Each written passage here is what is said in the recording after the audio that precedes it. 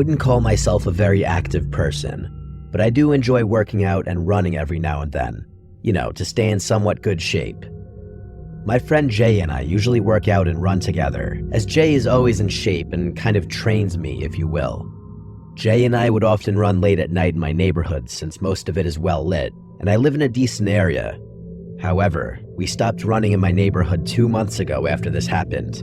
The way my neighborhood is laid out is that there's a main road that connects to separate roads branching off, but ultimately they all connect back to the main road, which leads to a dirt path extending into local farms and larger properties. This is important to understand the situation Jay and I were in. One night, we decided to run from my house onto a path that goes through the woods to one of the roads that branches off from the main road in my neighborhood. We planned to use that road to reconnect to the main road, then continue running to the dirt path before heading back to my house using the main road. I know it sounds confusing, but we took this unusual route to maximize the miles we could run, as our usual path, just running on the main road and back, was getting too easy for us. The run started as usual, with Jay and me running from my house to the path, talking about high school drama as we ran. However, we soon began to hear footsteps behind us. At first, we didn't think much of it since the path we were running on was frequently used, and we often saw other runners or people using it to cross from one area to another in the neighborhood. But as we continued, the footsteps remained behind us, mirroring our speed. When we picked up the pace and ran quickly, the footsteps followed suit. When we slowed down to a jog or walk for a moment, so did they. At this point, Jay and I were obviously a bit nervous and freaked out, but we were almost to the well-lit road. When we finally exited the path onto the road, we looked back and saw no one behind us. We both exchanged the same what the f*** look and decided it was probably just another runner trying to keep their distance from us. We continued onto the side road that led to the main road of my neighborhood and followed the main road all the way to where it turned into the dirt path. At this point, we were both still feeling good and decided to push on, running further down the dirt path. However, unlike the main road, this path had no streetlights and was lined with trees, creating an ominous atmosphere at night. Jay and I ran about a mile down this road before deciding to turn back. As we turned, I caught a glimpse of a dark figure quickly darting into the trees on the left side of the road. This immediately reminded me of the footsteps from earlier, and I began to feel noticeably uneasy. I told Jay that I had seen a figure jump into the trees along the path that we needed to take back. He dismissed it, saying I was just being paranoid and seeing things because of how far we'd run. I almost believed him and started doubting myself, so we began making our way back to my house. We ran past the spot where I had seen the figure with no issues, but just as we were about to reach the main road again, we heard rustling about 20 feet behind us in the trees. We turned around and saw a figure standing in the middle of the dirt road. The figure was facing away from us and was dressed in a black hoodie, along with very ripped and dirty khaki pants and black shoes. At this moment, I was more scared than I had ever been in my life. It felt like my heart was going to fly out of my chest. It was beating that hard. Jay looked at me, then back at the figure, and said, "What the hell are you doing?" But stopped mid-sentence when we both heard the person start laughing. It was an awful, cackling, cringe-inducing laugh. Then, as we stood frozen, the person turned to look at us, still laughing, before suddenly stopping.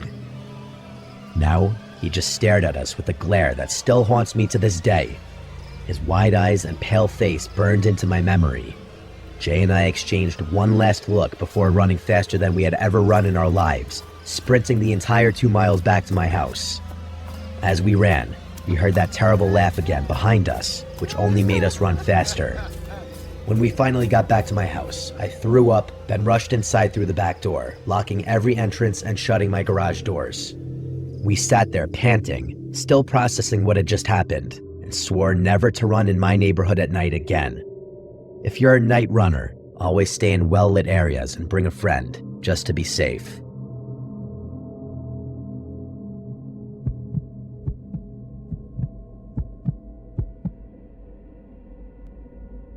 As a high school junior, I ran cross country and track, and I loved running alone. I wasn't the fastest on my team, but I had endurance and could lose myself in the rhythm of my feet hitting the ground. A woman in a quiet rural neighborhood near a forest preserve had hired me to run her hyperactive puppy, Izzy. She'd pay me $10 per run. It seemed like an easy gig. Izzy needed the exercise, and I got a little extra money while training. The area had scattered houses, abandoned farms, a cemetery, and the remnants of a disbanded cult commune. My parents had always warned me about running alone in secluded areas, but I figured I was fast enough to outrun anything dangerous. That changed one evening. It was just before dusk when I took Izzy out for a longer run. The setting sun cast a deep orange glow over the treetops, but shadows stretched across the road, making everything feel darker than it should have been. The only sounds were my breathing, Izzy's panting, and the rhythmic thud of my running shoes against the pavement. Occasionally, a bird would flutter in the trees or a distant dog would bark, but otherwise it was eerily quiet. The farther I ran, the quieter it got, as if the world was slowly emptying itself of sound. About 2 miles in, we reached a stretch of road flanked by thick forest on both sides. That's when Izzy suddenly stopped. Her ears perked, and she stared into the woods, completely still. A low whimper escaped her throat. I followed her gaze. At first, I saw nothing but the dense trees, branches swaying slightly in the breeze. But then, between 2 trunks, a man's face peeked out from behind a tree. He was short, maybe in his 30s, wearing a hat pulled low over his face, a thick jacket despite the mild weather, and gloves. His eyes were locked on me, unblinking. His stillness unnerved me, but I told myself he was probably just a hiker or a hunter. Still, something about the way he stood, like half hidden, watching silently, it sent a chill down my spine. His presence felt off, like he wasn't just some guy passing through, but something wrong, something that shouldn't have been there at all. I gave him a polite nod, trying to appear unfazed, and I started to jog again. My heart was beating a little faster now, and not from the run. A few steps later, Izzy stopped again, her body rigid, tail between her legs. My stomach dropped as I turned back. The man had moved closer. He wasn't behind the tree anymore. He was standing right at the tree line, just feet from the road, still staring. His head was tilted slightly now, as if studying me. A sickening realization crept in. He wanted me to know he had moved. He wanted me to notice. I felt something cold slip down my spine. My body was instinctively preparing to run, but I forced myself to stay calm. Maybe he was just some weirdo trying to mess with me. Maybe if I ignored him, he'd get bored. I kept running, trying to stay composed, glancing over my shoulder every few steps. At first, I thought he was gone. The woods looked empty again. But then, just as I turned forward, I caught movement in my peripheral vision. I turned back, and he was sprinting toward me. He had a butcher cleaver. A choked scream got caught in my throat as pure, unfiltered terror exploded through my body. I didn't think, I just ran. Adrenaline shot through me like electricity, and I pushed myself harder than I ever had in a race. My breath came in ragged gasps, Izzy struggling to keep up, her leash jerking in my grip as we tore down the road. I had never known fear like this before. A kind of fear that exists deep in the bones. A kind that tells you you're gonna die if you slow down. I glanced back only once. He was still chasing me. His face was twisted in pure rage, his mouth slightly open as if growling. The gleam of the blade catching the last rays of sunlight. He wasn't just running. He was running erratically, his arms flailing in unnatural motions, his legs moving almost too fast, like something that wasn't used to running at all. That's when I realized he wasn't breathing. I could hear my own frantic gasps. I could hear Izzy panting. I could even hear the distant rustling of the trees, but not him. His footsteps thundered behind me, his pace matching mine, but there was no sound of breath, just that awful silence beneath the pounding of his boots. I reached a neighborhood and sprinted between the houses, zigzagging through yards hoping to lose him. My vision was blurring, my legs were screaming, but I couldn't stop. I darted behind a shed with Izzy.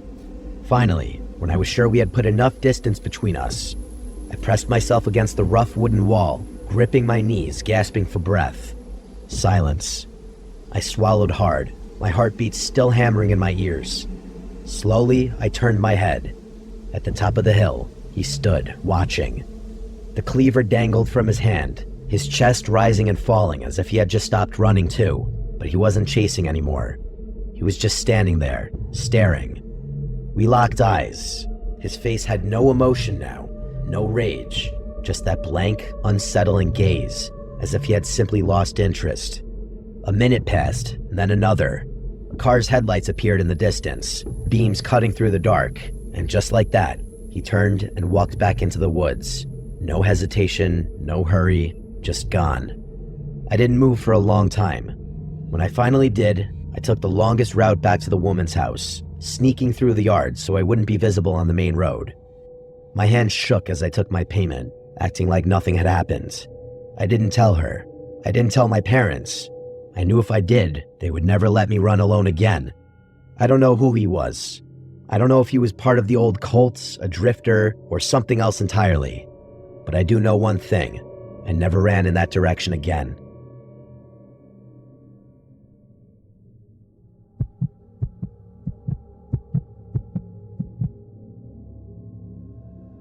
This is a story spanning nearly 7 years, so I will try to be as straightforward and to the point as possible. I live in a suburban neighborhood surrounded by rural countryside. There's nothing but open fields and winding country roads around it, and it's practically impossible to get anywhere without a car. It is a very beautiful place, but very secluded. As a result, I often feel confined here, which has only gotten worse during quarantine. The first time I remember seeing something suspicious was when I was 9 years old. My little brother and I, who was 7 at the time, were taking our dogs down towards the front of our street, near the main road. We were casually talking and not paying much attention to what we were doing. Suddenly, we heard somebody call to us, "Hey, come here." A big, white SUV was parked at the start of our street, and a man was sticking his hand out the window, motioning for us to come over. I remember distinctly that it was a tall white guy with curly blonde hair. My little brother started to walk his way, but I stopped him. I'm a very paranoid person, and I'd heard all the horror stories about kids being lured into vans, never to be seen again. I led us off in the other direction, back to our house, while also keeping an eye on the guy in the car. When he saw that we were leaving, he turned his car around and drove off. Upon arriving home, I told my mom about it, but she dismissed it, saying he was probably just going to ask us for directions or something like that. It scared me a little at the time, but I didn't think much of it until now. A year later, during Halloween of 2014, another incident happened. A black sedan was apparently following trick-or-treaters down the street. When a parent approached it, it tried to run them over before driving away and out of sight. To make matters worse, the license plates appeared to have been taken off. I didn't see any of this myself, but some of the adults in the neighborhood had made a big stink about it, and I was given yet another "don't talk to strangers" lecture. People were especially sensitive about this kind of thing at the time, since the murder of Hannah Graham had recently taken place in my area. Fast forward another 4 years to summer break in 2018. Some neighbors of ours were out of town on vacation, and they asked me if I could pet sit for them while they were away. I had to go by 3 times a day to let their dog out, once in the morning around 8 a.m., once in the afternoon after lunch, and once in the evening at 9. Their house sits to the right of our neighborhood, off the main road. To get there from my house, I can go to the end of my street and take a right, or I can cut through the woods and into their backyard. Going through the woods is faster, but the brush is very dense and the trees are close together, so I usually would just go along the street. One night, wrapped up in a session of COD with my friends, I forgot to let the dog out. When I remembered, it was past 10, and I rushed over, worried that he might pee on the floor inside. It was pitch black out, and I couldn't see anything but the beam of my flashlight and the glowing stars in the sky. Luckily, the dog had been able to hold it, so I let him out as usual. After he went, I brought him back in and was prepared to leave again when I looked out the window and saw a black sedan parked next to the driveway. This made me uncomfortable since I was pretty sure it wasn't there when I first showed up at the house.